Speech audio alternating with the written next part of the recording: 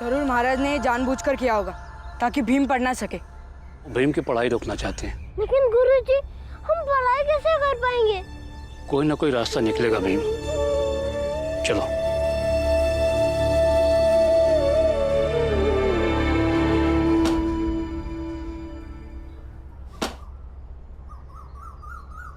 आई बोल।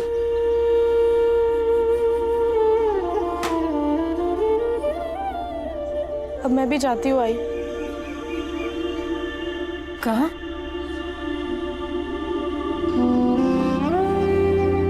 ये ससुराल की तरफ की काकी मिली थी। उन्होंने बताया है कि बच्चे और तुलसा वापस घर आ गए और बार बार बस यही पूछ रहे कि आई कहाँ है, बाबा कहाँ है। उन्हें तो ये भी नहीं पता आई कि उनके बाबा अब कभी वापस नहीं आएंगे। मुझे जाके उन्हें समझाना होगा, संभालना होगा। इस बार मुझे मत रोको आई, बच्चों को मेरी जरूरत है।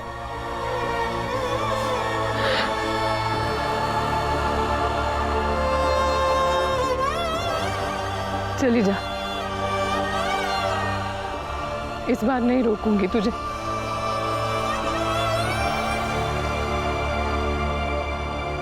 गंगा भाई,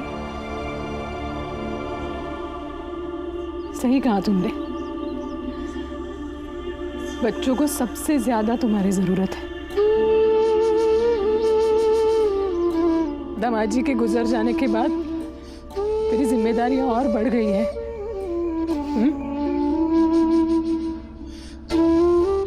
लेकिन मुझे यकीन है अपनी हर जिम्मेदारी अच्छी तरह से निभाएगी तू।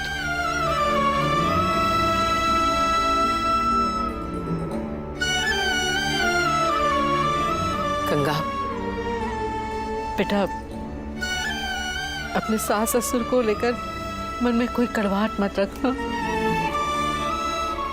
उन्हें समझने की कोशिश करना और बेटा बन के सारी जिम्मेदारी निभा लेना।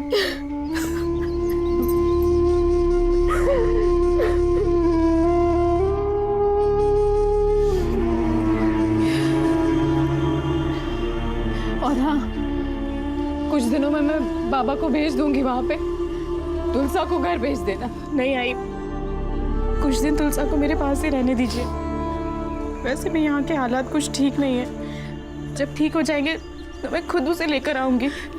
लेकिन सही कह रही है गंगा, थोड़े दिन उधर रहने दे, बाद में लेकर आएंगे उसे।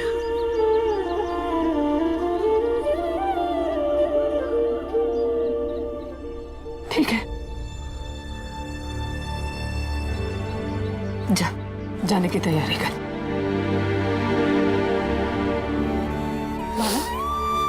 दीदी को छोड़ने मैं जाता हूँ।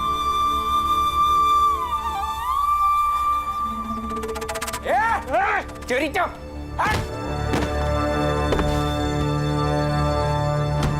ये सब क्या हो रहा है? ये तोड़-फोड़ क्यों मचा रहे हो?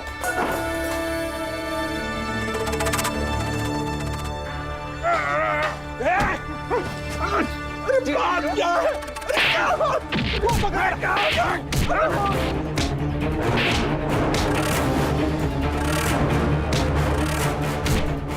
हिंसा।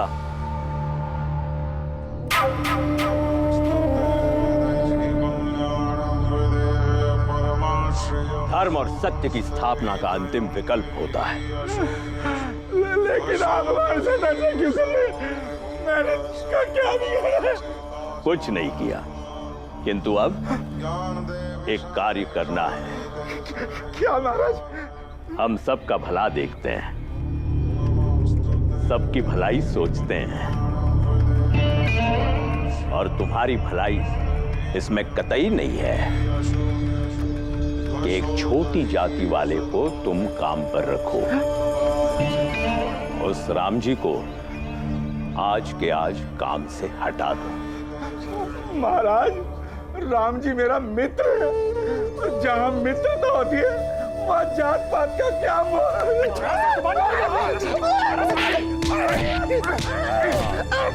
शांत शांत। इसने तो मित्रता का सार सुनाया है, छोड़ दो इसे। और तुम लोग भी जाओ यहां से। जो आज्ञा महाराज। जी महाराज।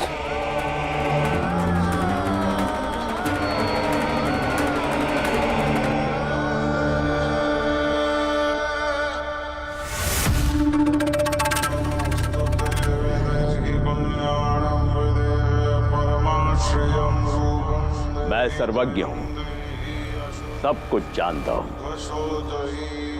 ये भी जानता हूं कि तुम स्वयं राम जी की जाति के हो। अपनी असली पहचान को छुपाकर ऊंची जाति के बनकर यहां रहते हो, कारोबार करते हो। आसपास के लोगों को इस बात का अता पता भी नहीं है, और हम किसी को नहीं बताएंगे। यदि हमारी बात मानो तो, और यदि नहीं तो फिर सोच लो, जब तुम्हारी सत्यता का पता इन लोगों को चलेगा तो क्या होगा तुम्हारे इस धंधे का, क्या होगा तुम्हारा, और क्या होगा तुम्हारे परिवार का।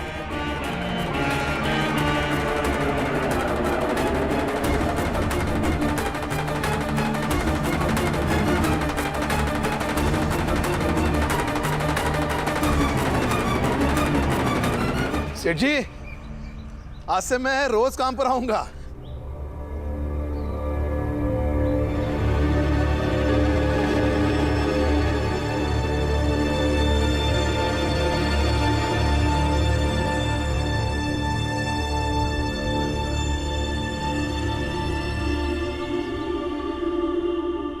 सेठ जी, क्या हुआ? ये सब कैसे हुआ? बताइए ना सेठ जी, बताइए ना क्या हुआ? राम जी, तुम कल से काम पर मत आना।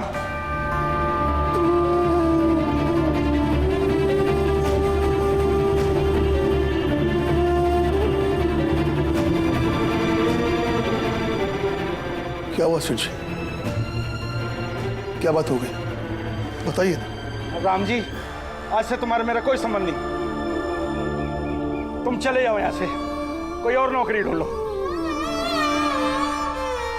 ये कोई धर्मशाला थोड़ी है, जब मन चाह आ गए, जब मन नहीं किया तो नहीं आए।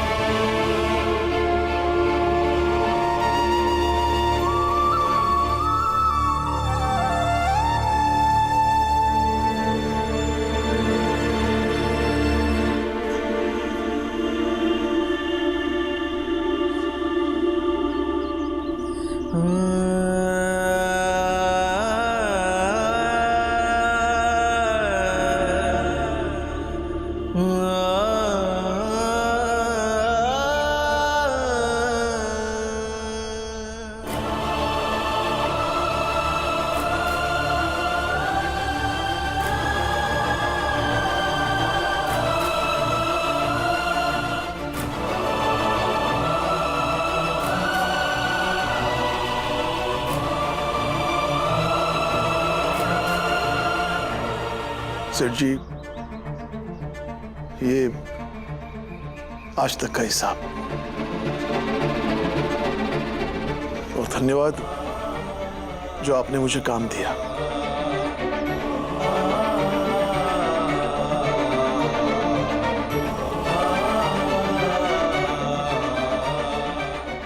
और हाँ सेठ जी, इन बिखरे हुए सामानों के पीछे जो कहानी है उसका मैं अनुमान लगा सकता हूं, इसलिए मेरे मन में आपके लिए कोई शिकायत नहीं है और ना ही कभी हो सकती है। अगर उससे कुछ गलती हो गई तो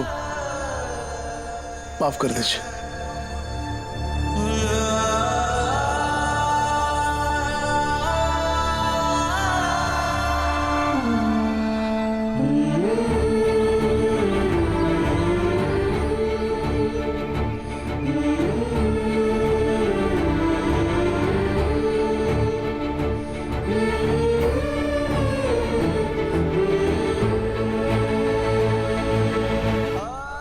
जितने दिन नौकरी करता हूं उससे ज्यादा दिन तो नौकरी ढूंढने में चले जाते हैं। समझ में नहीं आता है क्या और कैसे करूं, किस किस मोर्चे पर लड़ूं, कितना लड़ूं। हूं तो आखिर इंसान ही ना।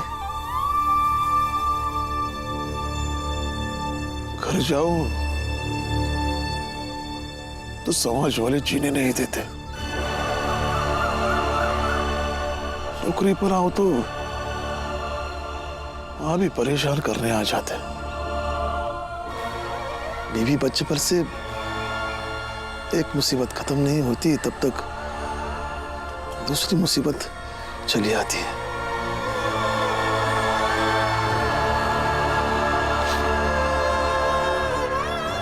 ये सातारा ही छोड़ देता हूं,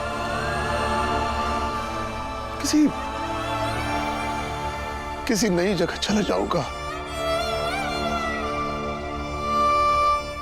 और किसी को अपनी जात नहीं बताऊंगा। और ये तुम कह रहे हो?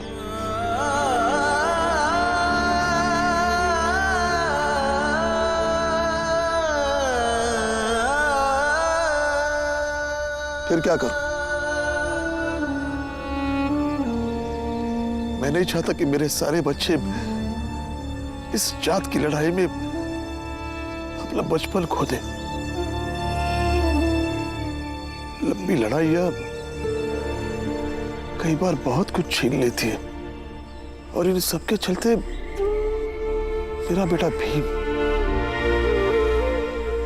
अपने मकसद से न भटक जाए। बाला आनंद अपने रोजगार और भविष्य के बारे में सोचना ना छोड़ दे। फकीर हूं, इसलिए दिन भर सातारा की गलियों में घूमता रहता हूं और इन्हीं गलियों में घूमते घूमते तुम्हारे बच्चों को भी देखा है, समझा है। तुम्हारे बच्चे लड़ रहे हैं, उनका बचपना अलग ढंग से बीत रहा है। उनकी ये लड़ाई तभी तक मजबूती से चल पाएगी जब तक तुम हिम्मत रखोगे। ये भी पता है कि तुम कबीर को मानते हो। ऐसे क्षणों में कबीर के दोहे और संत तुकाराम जी के भजनों से आगे बढ़ने और लड़ने की हिम्मत प्राप्त करो।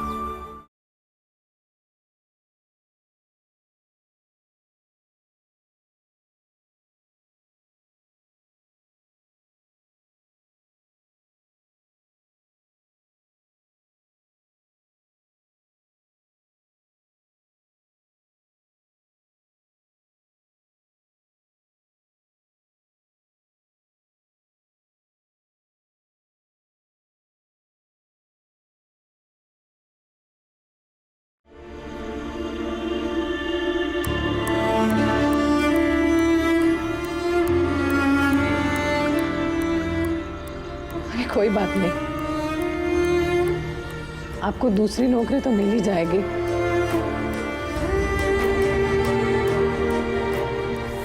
देर से मिलेगी, दूर कहीं मिलेगी, लेकिन मिल जाएगी।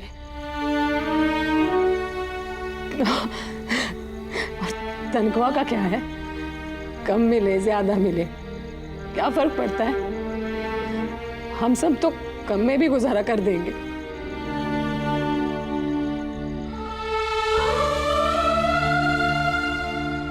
अब चिंता मत कीजिए, हम सब हैं आपके साथ। हाँ बाबा, और जो भी फर्क पड़ेगा हम सब मिलकर बांट लेंगे। बस दूसरों को समझा ले, खुद भी तो उदास है। जब से पता चला है कि प्रवचन की वजह से विद्यालय में पढ़ाई नहीं हो सकती,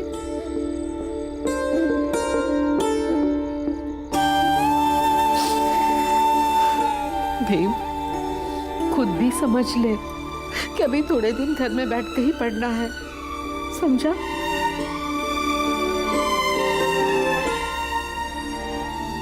हाँ भीमा,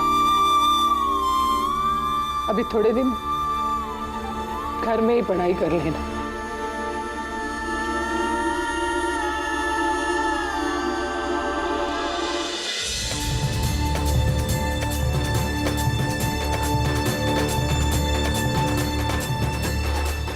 बजाओ भाई बजाओ, जोर से बजाओ,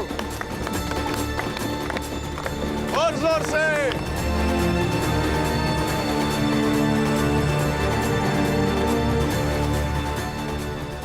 जोर से बजाओ भाई, जोर से।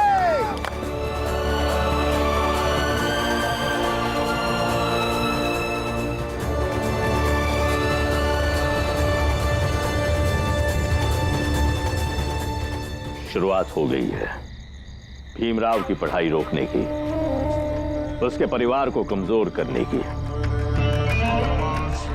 वैसे भी संघर्ष करने और जूझने का बड़ा शौक है ना उस परिवार को, तो वो भी अभी देख लेंगे कि संघर्ष करते करते कैसे सब कुछ समाप्त हो जाता है।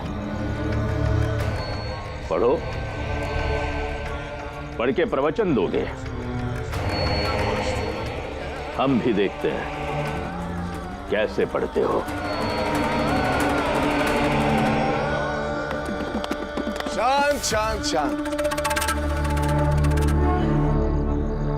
अब से रोज दिन में विद्यालय में प्रवचन और रोज शाम को सतारा के हर मोहल्ले में बाजा बजाया जाएगा। ऐसा महाराज जी का आदेश है, ताकि नकारात्मक ऊर्जा हमसे दूर रहे। सर्वज्ञ महाराज जी की जय। बजाओ, जोर से बजाओ।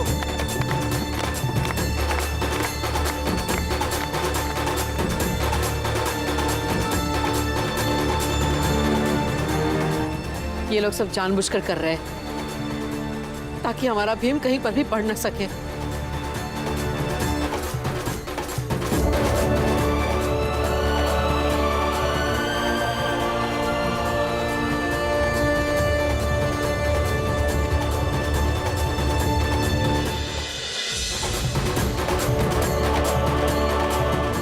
चल बेटा। और जोर से।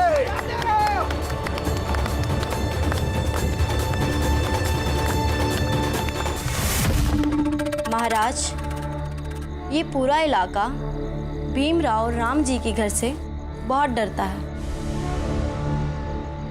आपके साथ मैं कई जगहों पर घूमी हूँ, तरह तरह के लोग भी देखे मैंने, लेकिन यहाँ जितने डरपोक लोग कभी नहीं देखे। नहीं, ये लोग, ये समाज डरपोक नहीं है।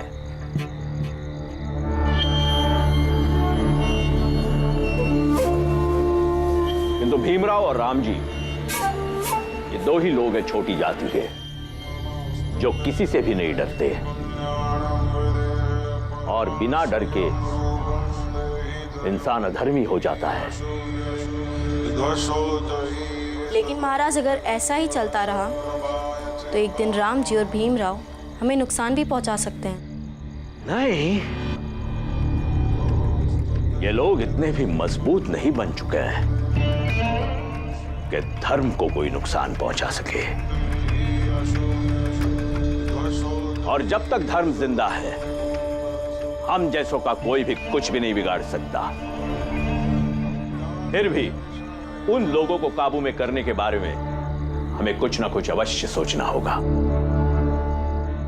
तो फिर महाराज, कुछ पल के लिए हमें देवदासी के पद से मुक्त कर दीजिए आज से पहले भी कई बार हमने मजबूत व्यक्ति के सामाजिक जीवन में उथल पुथल मचाई है, जिससे कि फिर कभी वो अपने पैरों पर खड़े ना हो पाए। तो फिर ये राम जी क्या है? तुम जो सोच रही हो वो बुरा नहीं है वैसे। अगर कामयाब हो गई तो हमारा सारा काम बहुत ही आसान हो जाएगा।